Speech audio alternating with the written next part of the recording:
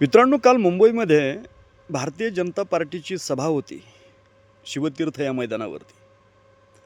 आणि आपण जर बघितलं, तर त्या सभेमध्ये असणारे मुंबई तकचे न्यूज रिपोर्टर अनुजा धाकरस या ताईने त्या ठिकाणचं भारतीय जनता पार्टीच्या नेत्यांचं पूर्णपणे पितळ उघडं पाडलेलं आहे.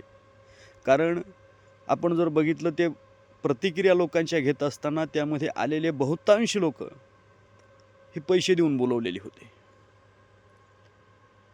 की त्यांना विचारलं, "कशासाठी आलात?" तर काही माहिती नाही. मीटिंग आहे म्हणतंय कुणी, कुणी म्हणतंय मोदी येणार आहे, कुणी म्हणतंय काय, तर कुणी म्हणतंय काय. त्यांना कशाशी काही संबंध नव्हता. फक्त आपले पैसे घ्यायचे आणि बस तिथं जागा, रिकामी जागा भरून काढायची, एवढंच काम त्यांचं होतं. परंतु हे रिपोर्टरनं पूर्णपणे उघडं पाडलं काल. आता भारतीय जनता पार्टीचा एकच कार्यक्रम आहे, की बस पैसे देऊन लोकं बोलवायचे, पैसे देऊन फोडायचे आणि निवडणुका जिंकायच्या, याच्या पलीकडे दुसरं काहीही राहिलेलं नाही.